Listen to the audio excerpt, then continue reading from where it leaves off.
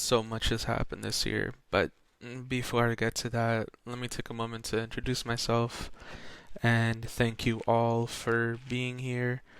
I really do appreciate it. I'd just like to set the picture and tone for where I was before Public Allies. I had to leave my home of 20 years due to threats that my girlfriend and I came under. It wasn't the easiest thing, but luckily I found GBAP that put me into a temporary transitional home. It was more than I could have asked for. It had a bathroom, kitchen, room, which might not seem like much, but when you've been couch surfing and taking naps outside so that you can stay up during the night, the small things really do make a difference.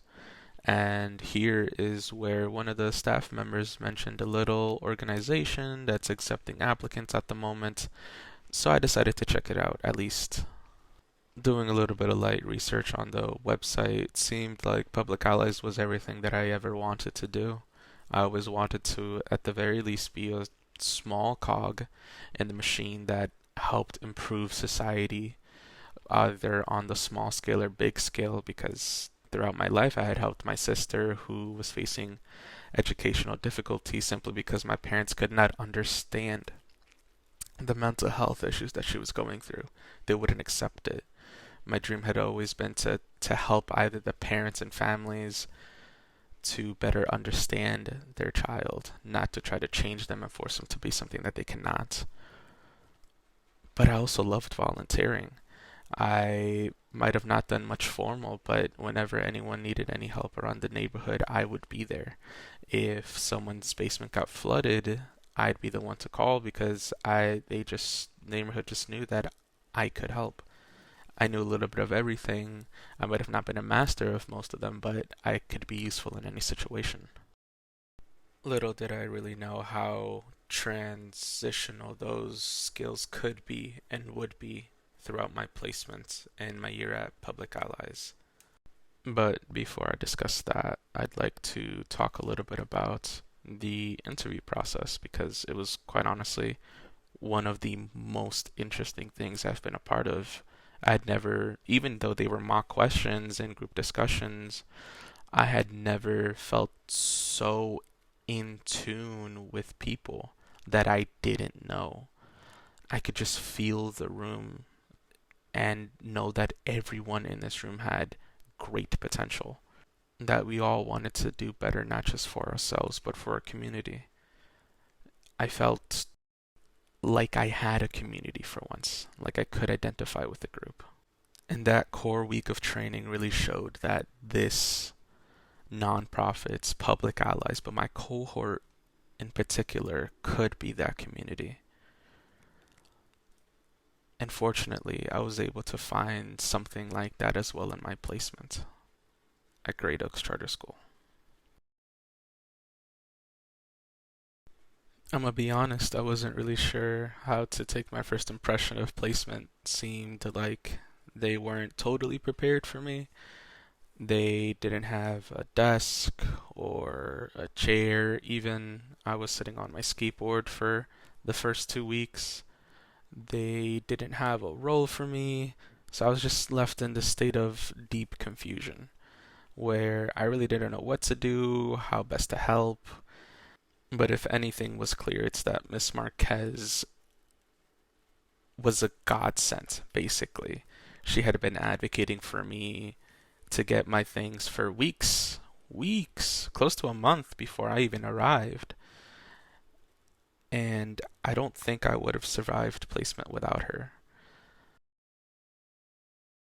Luckily, it didn't take long for the middle school principal, Miss Anaris, the assistant principal, Miss Ford, Mrs. Marquez, and Miss K to come together and help me define what would be my role at Great Oaks.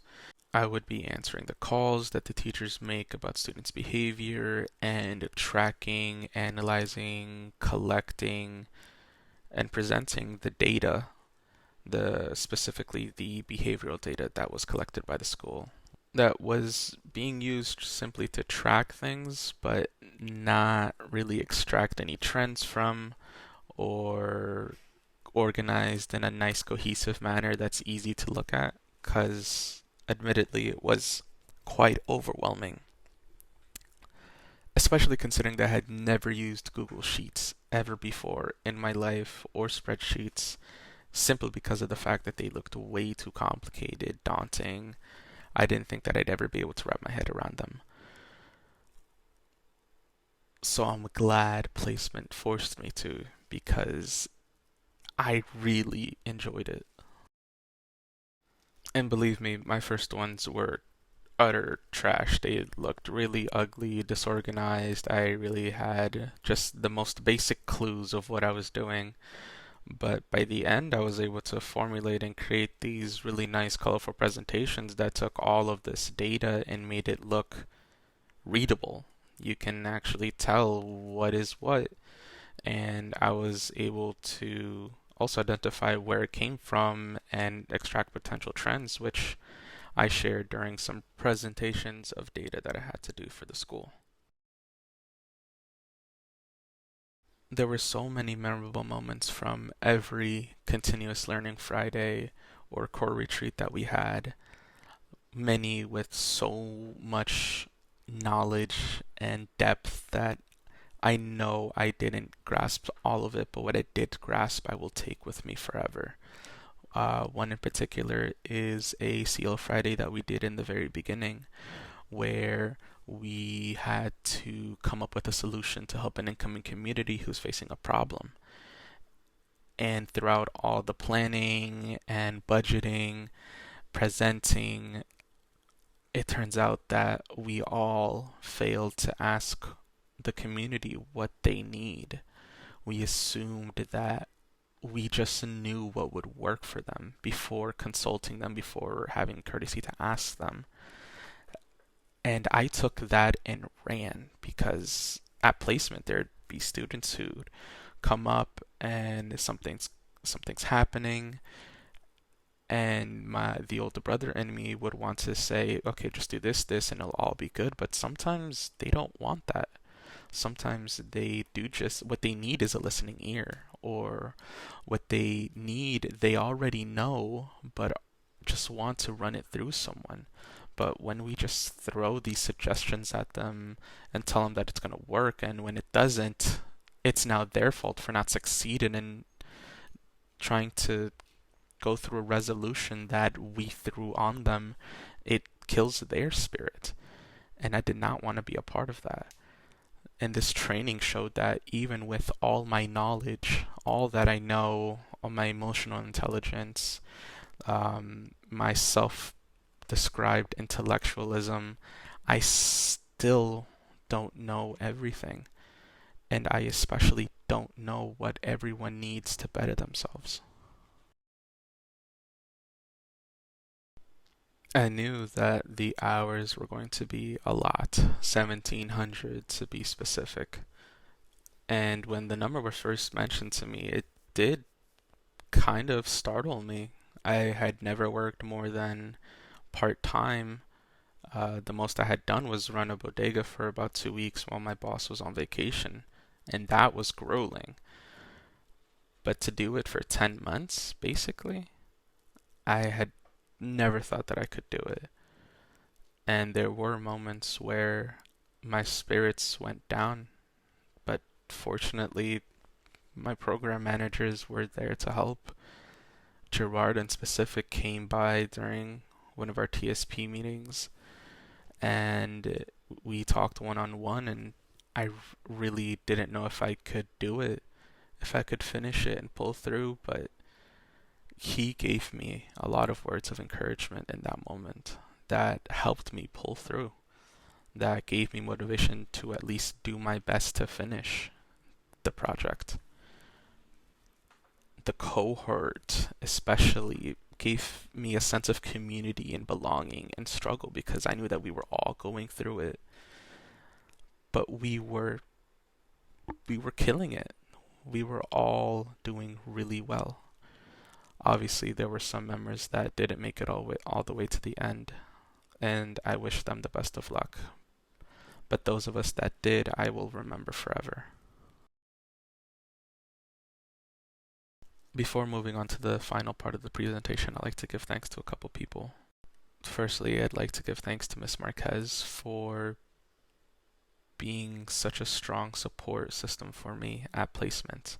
If there was any question, she was more than happy to answer. She was trying to get things prepared even before she knew me, and I'm glad I did eventually get to know her because she's an amazing person, and I don't think I could have made it through placement if it wasn't for her guidance.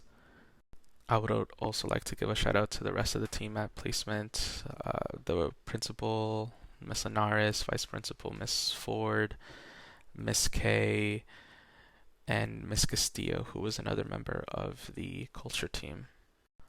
I would also like to shout out Gerard and Yaxandra and Shanae for being some of the best program managers I could have asked for and helping me throughout the process. Even if I had a silly little question to ask, they'd be more than happy to answer. I'd like to take a moment and, for the sake of time, just read some of the change statements that I made for the POL presentations, as I actually really enjoyed doing them. The rest of the POL documents were a little bit of a drag to make, if I'm being honest, but I genuinely enjoyed making these. Starting with number 1, I used to fear accepting tasks and taking long-term leaps of faith, but taking that leap with Public Allies had opened up many new experiences, new opportunities to grow, to realize my true potential and the impact I could have on this world. It taught me to seize opportunities as they come, even if they might not be the end-all be-all that one is looking for. I used to be uncomfortable sharing my opinions in any sized groups, let alone large ones. Still, my cohort at Public Allies has inspired me to share my views, while also teaching me how to step back and listen with purpose, not just waiting my turn. It taught me that my voice alone can shape and inspire new ideas and conversations worth having, and that my voice does not have to earn its place in this world, but must be shared simply because it exists. I used to be uncomfortable in group work settings until my 10 months placement at Great Oaks Charter provided the healthiest possible environment in which I will judge and gauge all future work ventures off of. A space to collaborate and work, bounce ideas off each other without shame, being able to feel the synchronicity of minds working on one task, being able to web and flow at times with only nonverbal communication and intuition, making an impact as a team, showing our presence together, helping me define what it is to have a group work as one towards a common goal. I used to not care about personalization and vulnerability with peers at work, and resided my thoughts and ideas to myself until called upon. But throughout my apprenticeship, I have discovered the value that can come out of that vulnerability, the trust and bond that is formed, the feeling that in myself opening up, it allows others to do so as well, at times alleviating stress that had been plaguing them all day. Not just to function better at work, but to show that we were there for each other if the need arose. I used to think my work was inconsequential and without impact until I had to craft and present the work that I had been collecting throughout the year. The process of seeing the real-time change in the staff's perspectives on what my role was, the actual weight of my position, and the way they began to address me after showed that I shouldn't wait until the last minute to express the work I do, that I must be proud and present my accomplishments as to show, not just to others, but myself, that what I do is not meaningless or purposeless, but has a deep-rooted potential for fundamental change by simply showing it to others. I used to fear that my efforts won't have a payoff. The realization that all the time and sweat and stress I put into something won't have the expected payout. Until I learned throughout my apprenticeship with Public Allies and placement at Great Oaks to accept that what happens is meant to occur, that every step, no matter how tragic, is a place to move forward, and that staying on that step will bring nothing but disappointment. Thank you for the panelists who took the time to be here and watch this presentation that I cooked up for y'all. I really do appreciate it, and your feedback will also be greatly appreciated. Thank you for your time, and I hope you have a good rest of your day.